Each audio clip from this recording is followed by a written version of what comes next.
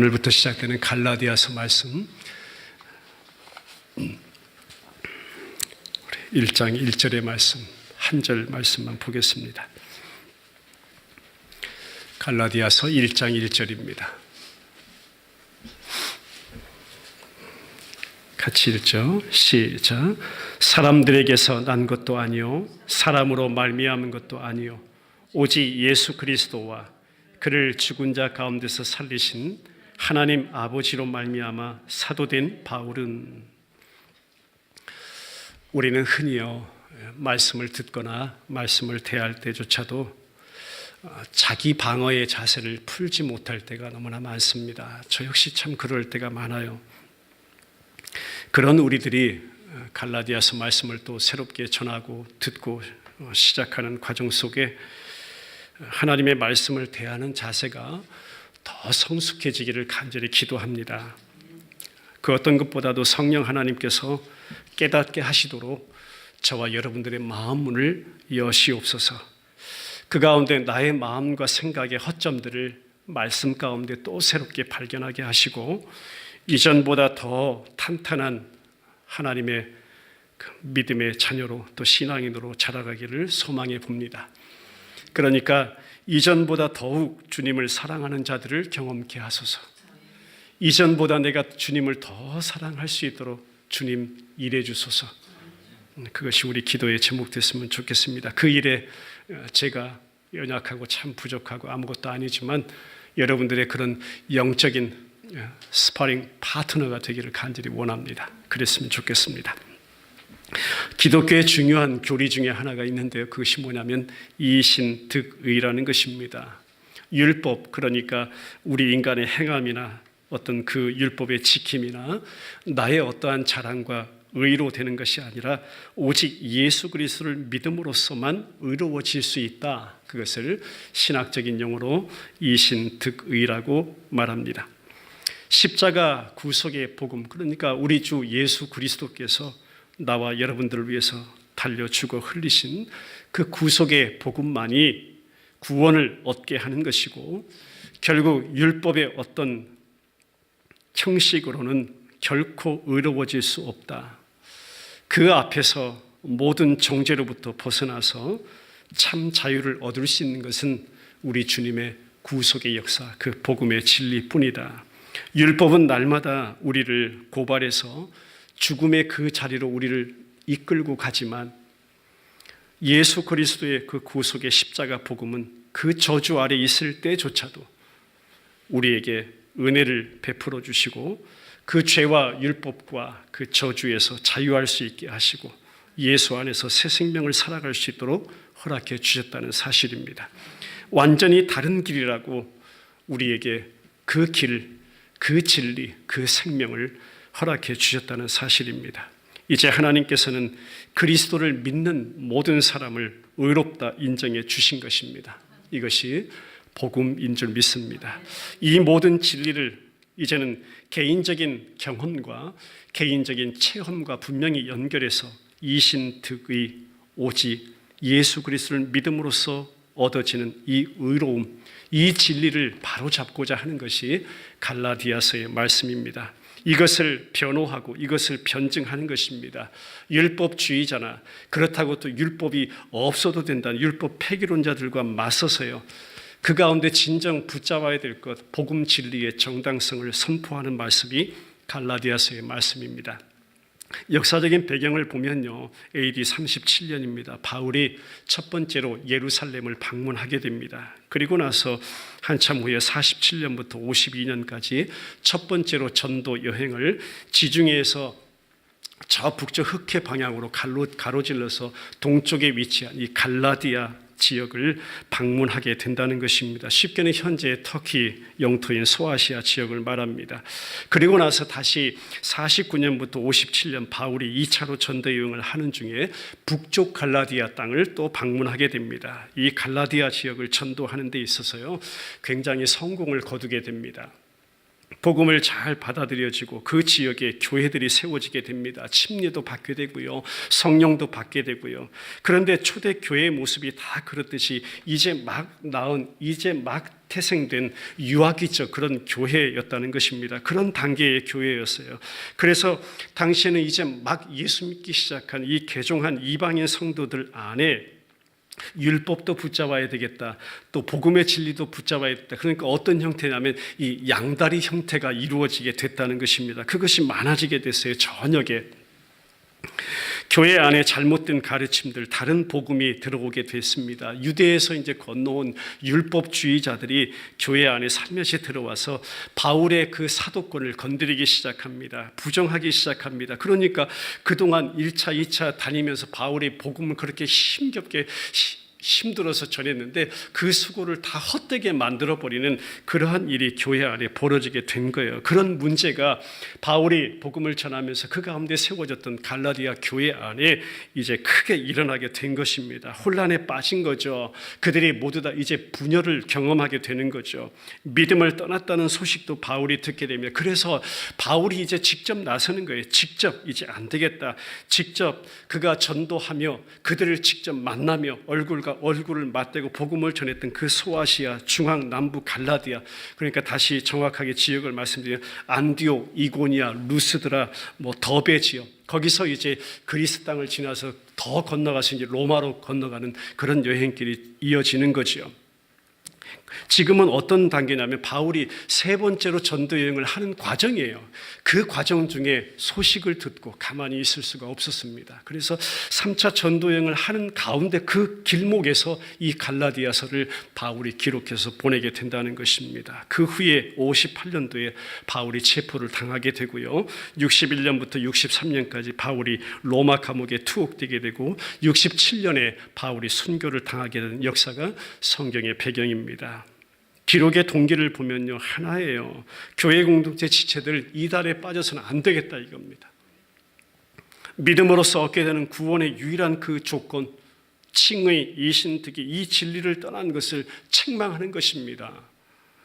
이외에 율법을 자꾸 첨가시키고 붙여서 죄인이 하나님 앞에 의롭게 될 수 있는 그 길은 율법도 지켜야 한다, 또 육체의 할례도 행해야 된다, 율법의 하나하나 우리가 지켜가면서 그러면서 구원에 이르는 것이다. 그 모든 잘못된 율법주의자들의 그 주장, 그 잘못과 모순을 지적하기를 원하는 것입니다. 그들의 주장을 이제 제어하기를 원하는 것이에요.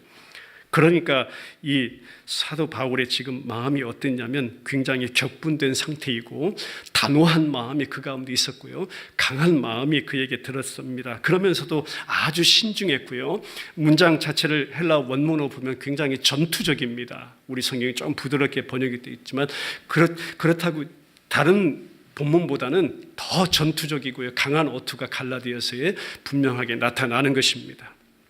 그렇게 선포된 말씀, 그래서 성격상 이렇게 이름 붙이기도 합니다. 작은 로마서다라고도 붙이기도 해요.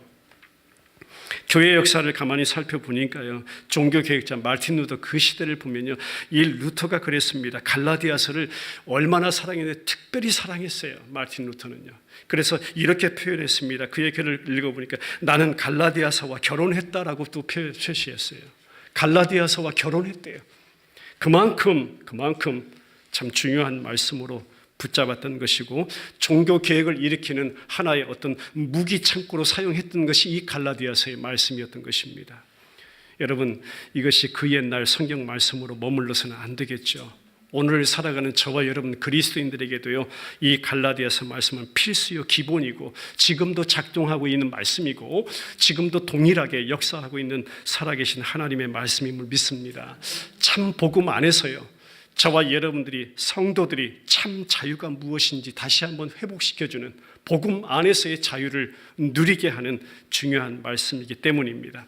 전체 구조를 보면요, 처음 2장 1장부터 2장까지는 바울 자신의 그 사도권 권위를 변호합니다. 자기가 참된 사도이다 이거예요. 그렇기 때문에 전에 내가 너희들에게 전한 그 복음의 진리는 진짜 진리야. 그 사도권은 예수 그리스도께로부터 받은 것이기 때문에, 그렇기 때문에 내가 너희들 가운데 전한 그 모든 것은 진리야. 그 그 진리를 정당화하기 위해서 자신의 사도권을 변호하는 것이 1장부터 2장입니다. 3장부터 4장까지는 이 본문으로 들어가서 율법으로 얻는 의 아니다. 오직 예수 그리스도를 믿음으로 얻는 의이다. 그리고 5장, 6장 마지막 부분에 가서 그리스도께서 그렇게 우리를 자유롭게 하셨기 때문에 예수로 얻어진 그 참 자유 가운데 너희들이 서기를 원한다. 그리고 나서 예수 안에서 열매 맺어가는 당연한 성도의 삶의 모습을 자세하게 뒷부분에 설명해 줍니다. 그리고 끝으로 모든 성도에게 은혜와 긍휼과 평강이 있기를 기도하는 것으로 서신을 끝맺습니다. 갈라디아서 1장 1절부터 5절의 말씀 한번 읽고 갈까요? 1절부터 5절 시작. 사람들에게서 난 것도 아니요 사람으로 말미암은 것도 아니요 오직 예수 그리스도와 그를 죽은 자 가운데서 살리신 하나님 아버지로 말미암아 사도된 바울은 함께 있는 모든 형제와 더불어 갈라디아 여러 교회들에게 우리 하나님 우리 아버지와 주 예수 그리스도로부터 은혜와 평강이 있기를 원하노라. 그리스도께서 하나님 곧 우리 아버지의 뜻을 따라 이 악한 세대에서 우리를 건지시려고 우리 죄를 대속하기 위하여 자기 몸을 주셨으니 영광이 그에게 세세토록 있을지어다. 아멘. 기록자나 수신자나 또 수신자에게 은혜와 평강을 비는 축복이 담겨져 있고 예수님에 대한 영광스러운 송영 찬송으로 구성되어 있습니다. 이것을 보면 문장을 자세히 보면 전통적인 헬라식 방식의 그 서두 또 동방의 어떤 편지 형식의 그 표현 양식을 동시에 취하고 있는 것이 오늘 1장 1절부터 5절까지의 본문의 형식입니다. 중요한 것은요, 편지를 쓰게 된 상황과 내용을 철두철미하게 드러내고 있죠. 또 특이한 점은 뭐냐면 여느 다른 서신서들처럼 교회를 칭찬하는 표현이 하나도 없습니다. 갈라디아서에서는요. 그만큼 긴급하다는 것을 우리가 알고 이 말씀을 대해야 되는 것이죠. 갈라디아 교회를 저는 이렇게 표현하고 싶어요. 한마디로 뒤집어 놓은 사건. 여러분, 베델 침례 교회가 뒤집어졌다. 오늘 요즘 말로 이렇게 표현하는데요. 어느 교회가 뒤집어졌대. 어떤 사건들로 일로 인해서 그 교회가 지금 뒤집어졌대. 이런 거예요. 얼마나 긴급합니까? 얼마나 긴박성을 느낄 수 있겠어요? 그러니까 갈라디아 교회를 뒤집어 놓은 사람들, 그들에 의해서 부인되었던 부정되었던 바울의 사도권을 갑자기 처음부터 그래서 언급하는 거예요. 그래서 급한 거예요. 결국 바울이 다룬 중요한 주제가 또 손꼽히죠. 기독교 신앙에 있어서 모든 권위의 출처가 어디인가를 분명히 밝혀줍니다. 은혜의 교리나 죄의 권세로부터 완전한 구원을 약속한 것은 반드시 하나님의 주권 가운데 있는 것이고 하나님의 출발이시고 하나님과 관계된 것이고 하나님의 근거가 된 것이고 하나님이 시작하셨다는 것을 분명히 나타내고 있습니다. 여러분, 동물 이리가 와서 내 집에 닭을 물어가 버리면 여러분 어떻게 반응하겠어요? 지금 닭 기르고 있는데 이리가 와서 자꾸 물어가요. 매일 물어가요. 여러분 어떻게 반응하겠어요? 그런 마음을 지금 가지고 있는 것입니다. 바울은요. 어떻게 보면 그런 분한 마음을 가지고 격분한 마음을 가지고 지금 갈라디아서를 제3차 전도여행 그 길목에서 급하게 써 내려가고 있는 것입니다.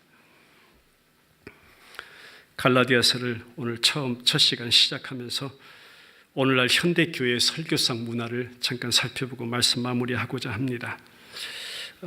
오늘날의 교회의 설교상 문화는요, 한마디로 편식이 아주 심합니다. 읽혀지는 부분만 맨날 읽혀집니다. 설교되는 책들은 자주 설교됩니다. 그런데 한 번도 저나 여러분들의 관심을 받지 못하는 책들은 그대로 숨겨져 있습니다. 한 번도 설교자의 관심도 받지 못하는 책들도 있습니다. 복음을 담아놓은 신약에 비해서 구약은 항상 찬밥 신세입니다. 같은 신약 안에서도 요즘 코드에 잘 맞는 부분이라면 인기가 있는 본문이 되어서 계속 설교가 되지만 조금 까칠한 내용이 담겨져 있는 그런 부분들은 항상 왕따를 당합니다. 제가 인터넷 서점을 쭉 둘러봐도 마찬가지예요. 유명한 목사님들의 로마서 강해라든지 이런 책들은요, 인터넷 그 서점 가운데 꽉 차 있습니다. 아주 많은 칸을 완전히 꽉꽉 채우고 있습니다. 그런데 얼마 전에 마쳤던 히브리서 강해 이런 말씀들은요, 손가락이 너무 많아요. 남아요. 그래서 많은 자료도 희박한 상태입니다. 무관심의 그늘에서 편히 쉬고 있는 성경의 한 부분의 책들이 참 많다는 것입니다. 그 중에 하나가 바로 갈라디아서입니다. 여러분, 갈라디아서 말씀을 언제 읽으셨었나요? 읽은 적은 있으신가요?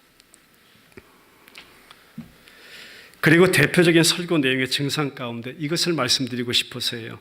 이 칭의 교리, 이신득의 교리 설교가 사라져 간다는 것입니다. 그것은요, 한마디로 복음이 사라져 간다는 의미입니다. 복음을 받아들였다. 내가 복음 안에서 거듭났다. 그러니까 이제는 무조건 성장만을 이야기하던 시대를 우리는 지나고 있습니다. 내가 하나씩 이제 말씀을 들었으니까 그것을 다 닮아가는 어떤 성화의 과정을 통해서 내가 한번 구원에 이르러 보자라는 그런 메시지를 많이 들어왔습니다. 어떻게 여러분 사십시오. 우리는 어떻게 살아야 됩니다.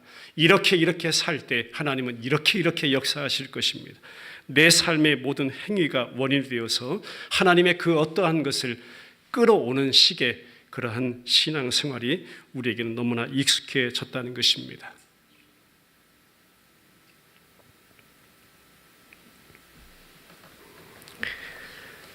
다시 한번 말씀을 정말 사랑하는 마음으로 베델 침례 교육공지 가운데 전하는 저로서 이게 다시 복음을 일탈하여 율법으로 돌아가자는 현대판 다른 복음이라고 선포하고 싶습니다.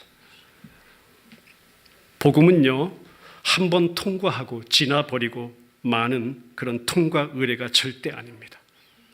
복음은 지금도 내게 필요하고 지금도 역사하는 것임을 믿습니다. 한번 따라해보죠. 복음은 매일같이 우리 안에서 역사하사 매일같이 그리스도의 십자가와 부활의 영광 앞에 우리를 세우는 진리이다. 아멘. 내게는 그래서 예수가, 내게는 그래서 십자가가, 내게는 그래서 주님의 부활이 또 지금도 필요합니다. 그 자리요. 그 자리를 우리 주님은 이루어내실 것입니다. 복음 사라지면요, 한꺼번에 같이 사라지는 것이 있는데 그것이 기쁨이 사라진다는 것입니다. 그러면 다른 복음이라는, 이제 바울이 설명할 텐데요, 다른 복음이라는 그 멍에 아래서 또 신음하게 되는 그것을 경험하게 된다는 것입니다. 그 속박으로부터 성도들을 어떻게 하면 끌어낼까?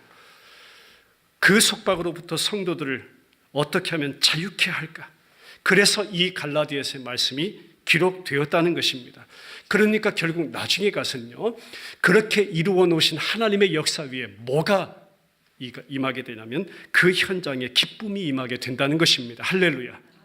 그 현장에 찬양이 있게 되고요, 그 현장에 예배가 살아나게 되고요, 그 현장에 오직 그리스도의 사랑으로 서로 종노릇하는 섬김의 역사가 이루어졌던 것을 보게 될 것입니다. 사도 바울은 꾸짖으며 외치는 거예요. 아예 처음부터 꾸짖으며 외치는 것입니다. 행위 아니다, 믿음이다. 마지막으로 고백하죠. 행위 아니다, 믿음이다. 그러니까 앞으로 갈라디아서 말씀을 강야하면서 기도하는 것 한 가지입니다. 하나님이 이미 말씀하신 것이죠. 분명히 이미 말씀하신 것을 통해 지금도 말씀하고 계시며, 할렐루야, 성령 안에서 지금도 말씀하고 계시는 것을 들어지는 역사가 있게 하여 주옵소서. 기도합니다. 우리 같이 기도드리겠습니다.